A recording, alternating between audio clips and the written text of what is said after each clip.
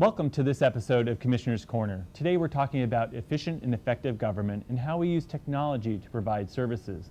That meaning with budget cuts and staffing losses, how are we using innovation throughout the county to actually be able to provide a level of service that our citizens deserve?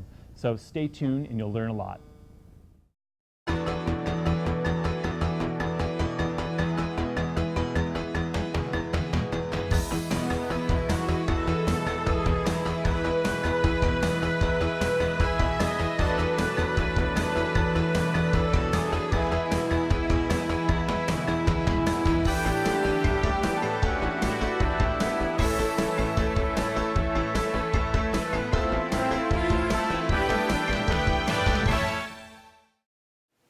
Welcome back. Joining me now are Kitsap County Auditor Walt Washington, Kitsap County Treasurer Meredith Green, and Kitsap County Assessor Jim Avery. Thank you so much for joining me today. Today we're talking about efficiency and effectiveness in government, and especially in the light of since 2007, the county's budget has experienced a $10 million cut, basically, over that amount of time. How has that cut impacted your respective offices? Walt, would you start? It has made enormous impacts financially on staff levels, reducing staff, and also part of the management team. Because that's where the cuts were made in my office, is at the management level. The mid-management folks are the ones that took the brunt of those cuts. Okay. Meredith, how about you? Well, we've experienced the same cuts that everybody else has, and we now are using technology more. We, along with the assessor, Jim Avery, had really done a lot to enhance our technology so that we were ready to function a little bit more effectively with reduced staff. Jim, how about you? Sure. I'd like to think we started doing it well before the 2007 timeframe. We, I think, made a very smart decision back about 2001 timeframe when we decided it was time to replace a legacy computer system that basically we called it the Assessor Treasurer system, that was about an 18-year-old system at the time. That was, we hired a local company. We spent about $2 million doing that. But I just, in preparation for this, scratched up some numbers. And I think that system, bringing new database, relationship databases to the front and everything else, has allowed us to come up with some significant savings over the time. I mean, I just look at what's happened in my office and Meredith's office, where we've been able to, we've gone from 38 FTEs in 2000 down to 23 and a half now. That's a 15 number reduction. And that, when you do the numbers plus the maintenance costs that we were paying a vendor previously, I come up with about a conservative $7 million of savings, right? Because of that $2 million investment that we made, thanks to the treasurer at the time and the IS director and ourselves. And I think that has really helped us get to where we're at. And I've got a lot of detail on that, but. Well, so, part of the budget cuts meant a reduction in staff, which then the decision was made to have the administrative offices anyway, which house all of your offices, open 4 days a week. What have you done in your respective departments to maintain a level of service to the community that folks have experienced before? Walt? My office, we've automated in most instances to meet that service delivery demand that we've always had. That's been the same. And we've gotten into online licensing, online voter registration, online electronic recording in some instances, and we're working with the Treasurer's Office on fully automating the excise tax online recording so that the title companies can do all of that online without having to come into our offices. And last year in October we opened a new sub-agency in Port Orchard. Because of the Friday closing, we were losing business to the surrounding counties. So it was a smart move on our part to at least try to engage all of the customers in the south end of the county where the county offices were the agent for those licenses renewals. So we've done that, and that sub-agency is doing very well. Great. Meredith, how about you? Well, we have automated also. So basically, when I think of my office, we have two sets of customers. We have the 44 districts that we serve, and then we have the taxpayers who are also our customers. So in terms of the districts that we serve, we actually cash all of the district's checks or warrants or checks. And we do that on Friday working from home. So we continue to monitor for fraudulent activity from our homes. And that happens on Friday from the district standpoint. And then taxpayers can pretty much pay taxes online 24 hours a day. They can look up their information and make electronic payments online. We are working towards the electronic real estate excise tax processing, and that will allow us to, again, as Walt said, have the escrow and title companies actually work electronically with us and process their transactions without having to come to the county. Jim, how about you? Well, I think the big thing with us that has just really cut back the need for customer service in the courthouse here is the internet. As part of that system I mentioned earlier, that we were able to launch pretty much the first parcel-specific website out there in the state that allowed people to get maps, allowed appraisers to get information, allowed all the information we had to be totally visible to the public. And I think that is the kind of stuff they used to come down to the courthouse to get. So the fact that we're now closed on Fridays, I don't think has been a real problem for the public. I haven't heard a whole bunch of negative feedback on that. I think they're appreciative of the fact that that information is available to them 24/7. We've also, about 6 years ago, initiated an online personal property filing method, which allows people to go to a web-based site and update their asset list to us. And I would encourage anybody out there to, if you're filing personal property returns, that you should check that out. We've got more than half the people now doing that. And of course, not only is that good for the public, but that's really good for us too, because it means they're doing the data entry that we used to do in updating their own personal property accounts. So how, in your opinion, has the community been embracing this use of technology as we've implemented new systems and processes to provide that level of service? Walt? Well, I think that the folks who are technologically savvy embrace it very well, but I still think that there's a great number of folks who still want that person-to-person contact, and they still want to come into our office and talk to us and ask questions and have a dialogue. So I think there's a need for both. I see a growing number of folks who, with the younger generation, being adept at smartphones and technology, using all those services more than coming in. But there's still an element of folks out there that want to talk to us. Mm-hmm. All right. We experience the same thing. Many of our taxpayers have taken advantage of some of the programs that we've set up. For instance, the automatic ACH debit, where we withdraw money from their account for property tax payments, or the monthly prepayments. That's actually been fairly well. The adoption of that has been fairly good. We've had a number of people sign up to get their statements by email. And all of those things that we do from a technology standpoint are being, I think, pretty well adopted. There are some people who still like to come in with their cash and pay with their cash over the counter. They'll even bring in their envelopes and present it to the cashiers. And we welcome those people here. And there are some people who just will probably always want to do that. Sure. Their money works, right? It does. Jim, how about you? How about your office? Well, the one thing that's been kind of gratifying to see, and I agree with all of them, there's a need for face-to-face time with many people, and I think that's a good part of what we do. But we're even seeing a growing number of senior citizens who are finding their way to the internet to find the exemption forms that they need to apply for the senior citizen exemption. If their income is less than $35,000 a year, they get significant tax breaks. That's good to know. So it's good that I think more and more people are finding that's the way of the future, even the senior community. Great. So Are you looking at additional changes on the horizon or innovations to continue along this path within your departments, Walt?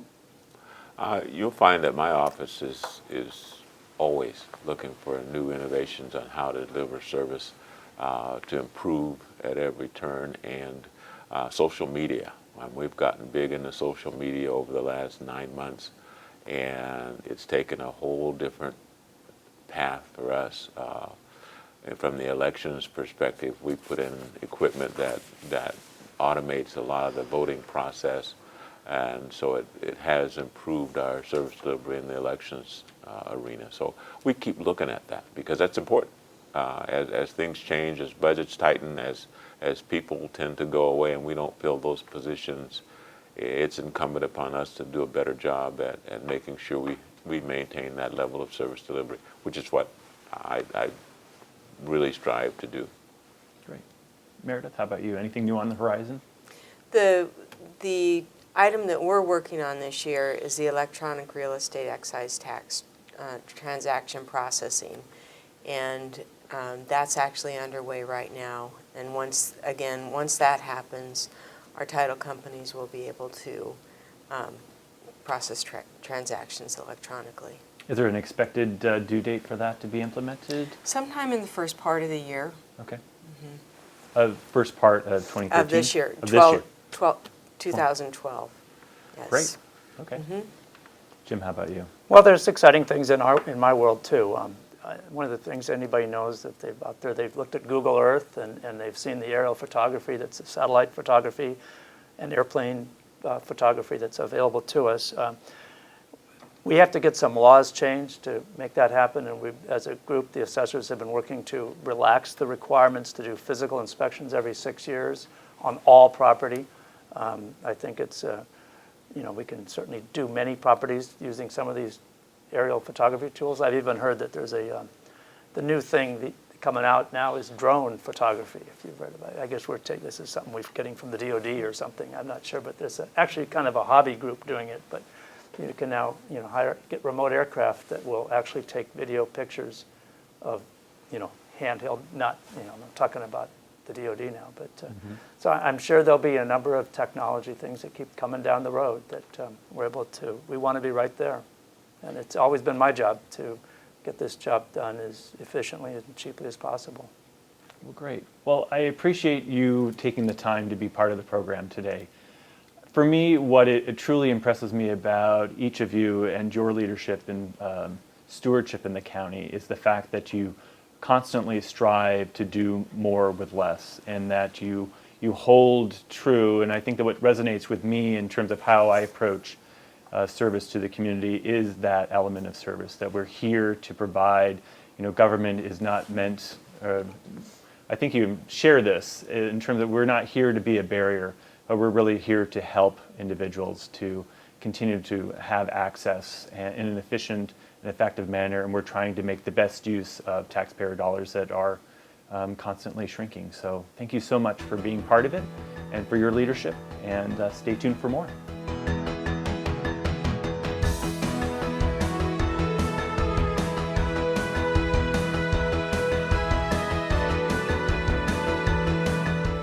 Joining me now is Jeff Rowe, who's the Assistant Director for the county's Department of Community Development. Jeff, thanks so much for taking time to be part of the program today. In the past 5 years, how have the county budget cuts impacted your department? Well, the budget cuts, as well as transforming the department into a special revenue-like fund, resulted in about a 50% reduction in either people or hours for us. So, and that goes back, to about 2005 when the decision was made to move forward with that, effective, I believe, 2006, 2007, then is when we put that into effect.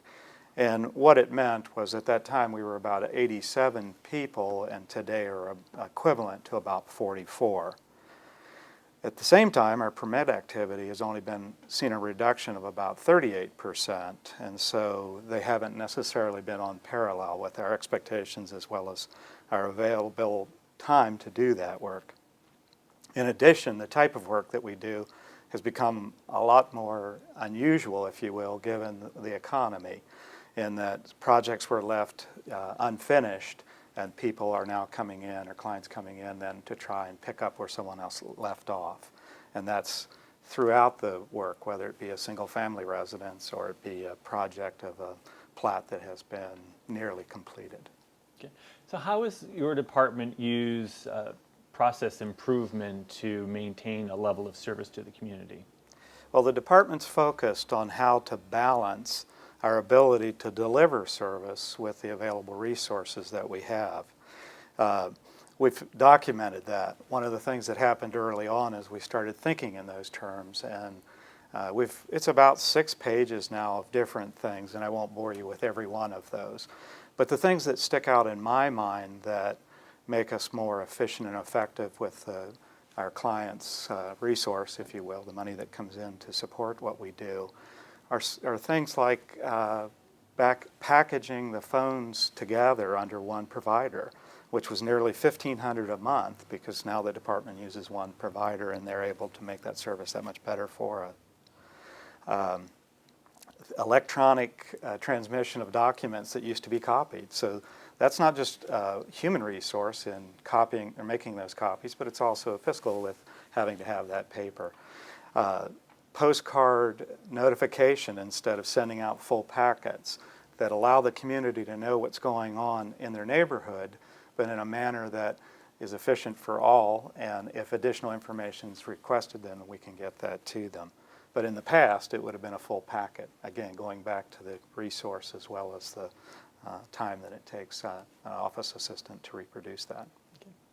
So we have new technology coming online in a little while. Can you tell me and our viewers about SmartGov and how that will improve that experience and interaction with the department? Absolutely.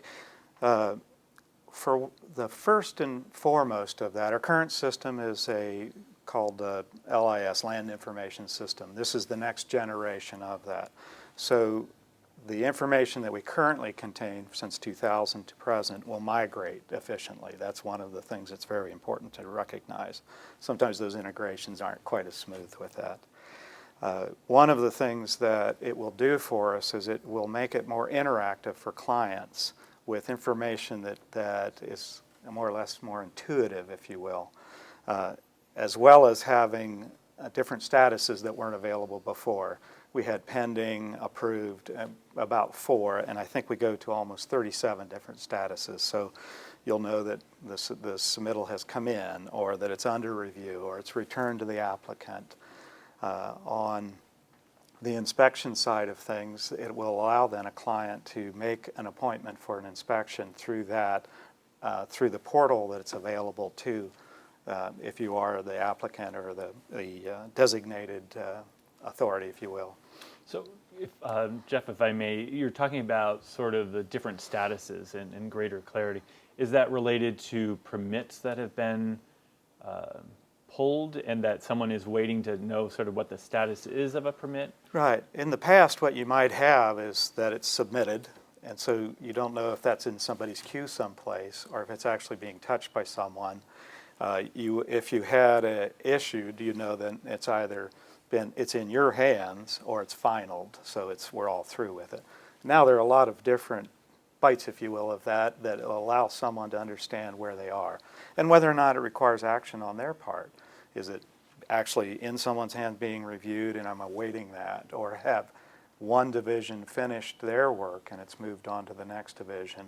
And many of these don't work or they work in parallel, they don't work in series, and so it allows someone to know that those statuses have changed. So this is an online application that the consumer, it can go on to our website and actually get this information. Right.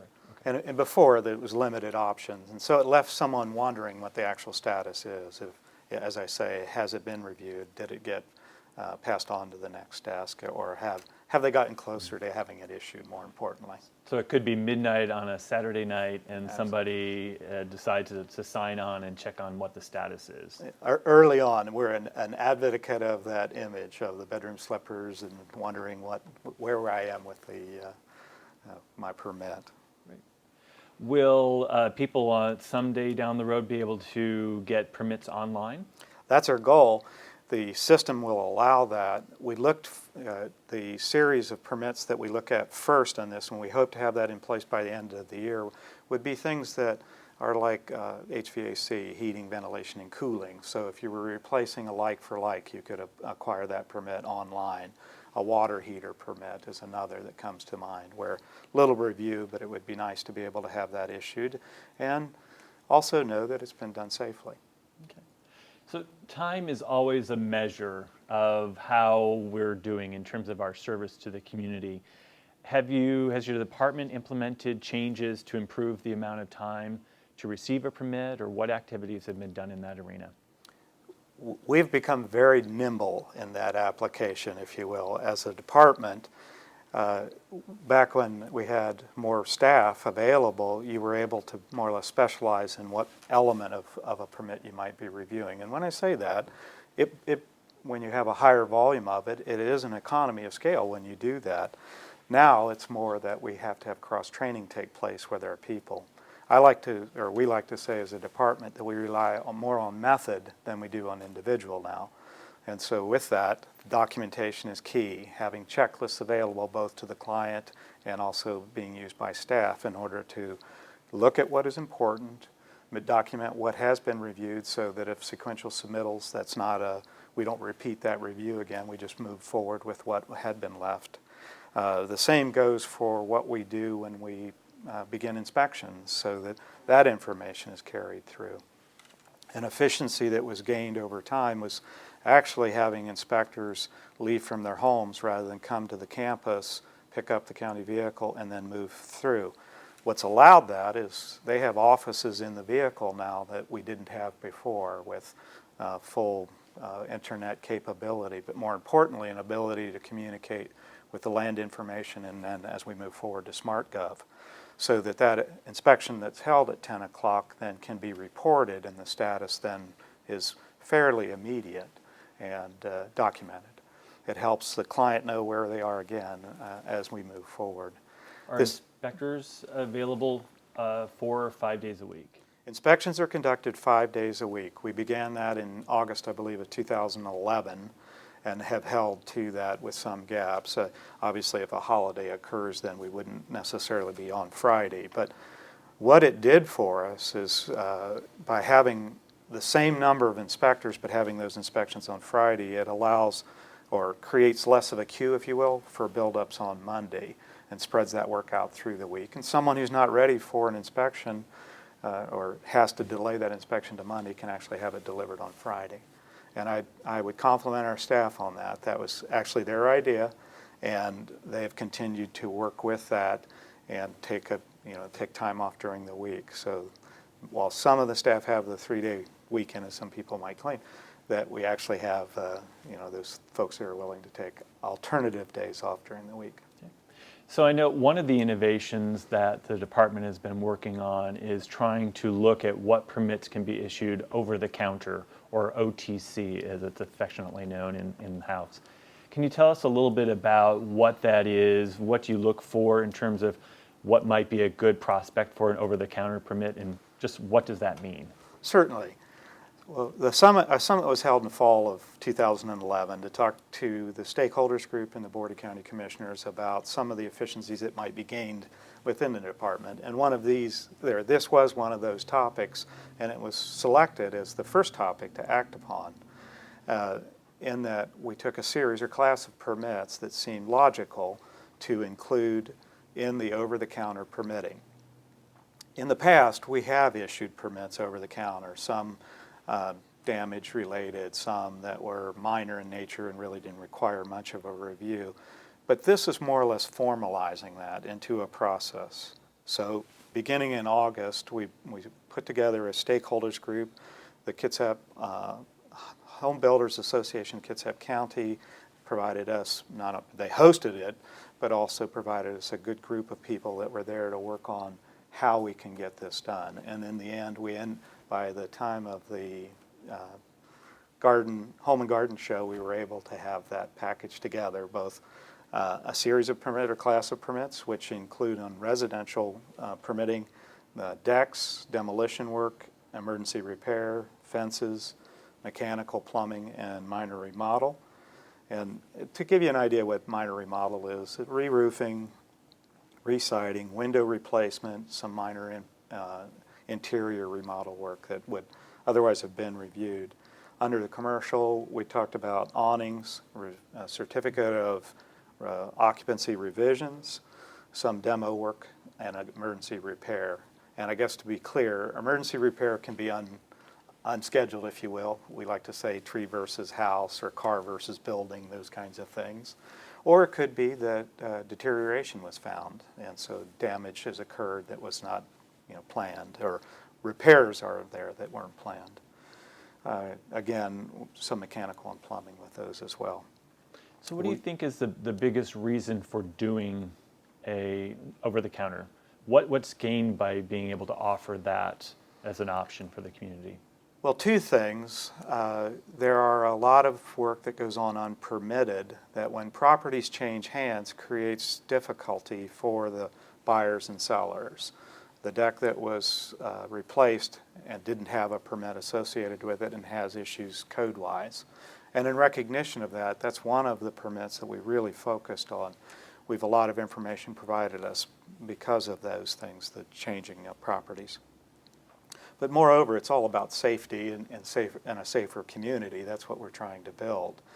And with these, what I would say is that the packet that we deliver as an over-the-counter permit has the specifications, now they're broad, that would tell someone what they need to do in order to build it so that it's code compliant.